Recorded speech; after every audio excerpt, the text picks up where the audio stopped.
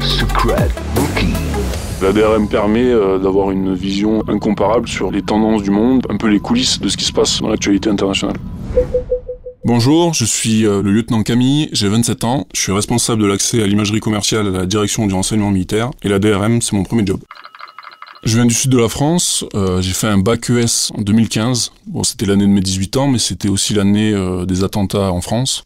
Ça m'a beaucoup marqué, et ça a aussi participé à l'évolution de mon parcours. J'ai fait ma licence de sciences politiques, puis après je suis monté à Paris. J'ai fait 2 masters. Je voulais travailler dans l'environnement de la sécurité et de la défense nationale, dans un service de renseignement.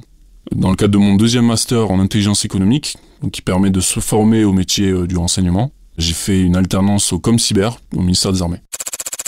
Le ComCyber, le commandement de la cyberdéfense, c'était ma première expérience dans un environnement militaire. J'avais aucune culture militaire de par ma famille ou des amis, et ça m'a particulièrement plu, à tel point qu'à la fin de mon alternance, j'avais l'envie de rejoindre les armées. Le premier critère, lorsqu'on envisage de rentrer dans l'armée, c'est la motivation. Si on est motivé et qu'on sait où on va, on a déjà fait 80% du chemin. Le moyen de recrutement le plus simple pour un jeune en fin d'études qui a envie de s'engager pour son pays, c'est la procédure officier sous contrat, qui permet en 3 mois d'être formé aux rudiments de la vie militaire et d'intégrer une unité très rapidement par la suite. Moi, je savais que j'allais aller à la direction du renseignement militaire, plus particulièrement au CEF3I, qui est un des 5 centres experts de la DRM, et qui, lui, est expert dans le ROIM, ce qu'on appelle le ROIM, le renseignement d'origine image. J'intègre la DRM et son centre expert de imagerie sans avoir aucune connaissance dans l'environnement de l'imagerie. J'ai un profil assez généraliste. Le gros avantage de rentrer en tant que militaire, c'est qu'on va être formé de A à Z sur des compétences assez rares, des choses qu'on ne ferait pas dans le civil. Lorsque j'arrive au CEF3I, donc je gère la section pilotage. Très vite, une nouvelle tâche m'est donnée, c'est le développement des accès commerciaux. Ça signifie développer un nouveau type d'accès à l'image. Au CEF3I, on a différents types d'accès. On a l'accès patrimonial, donc les satellites qui nous appartiennent, qu'on appelle CSO. Le 3e a été mis en orbite très récemment, ce sont des satellites militaires qui ont une mission purement militaire. La 2e famille, c'est l'accès partenarial, donc c'est les accords qu'on va passer avec des pays partenaires pour échanger de l'imagerie, un système de troc. Et la 3e famille d'accès, c'est l'accès commercial, ce qu'on appelle le New Space. Ça caractérise en fait la démocratisation de l'accès à l'espace. Aujourd'hui, c'est plus uniquement des États qui ont accès à l'espace, mais c'est aussi des entreprises privées. On le voit avec l'entreprise d'Elon Musk, SpaceX.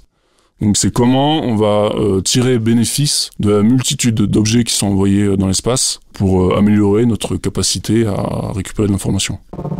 Concrètement, la mission, c'est de définir le futur outil qui nous permettra d'avoir accès à de l'imagerie commerciale, établir une veille sur ce qui se fait. On a forcément aussi des relations avec les industriels. On se déplace aussi sur des salons un peu partout dans le monde. On a vraiment une mission de cartographier l'ensemble de l'état de l'art, ce qu'on appelle l'état de l'art, donc tout ce qui se fait dans le domaine.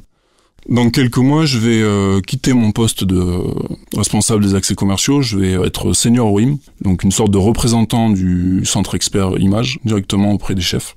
Et c'est un poste très responsabilisant, oui.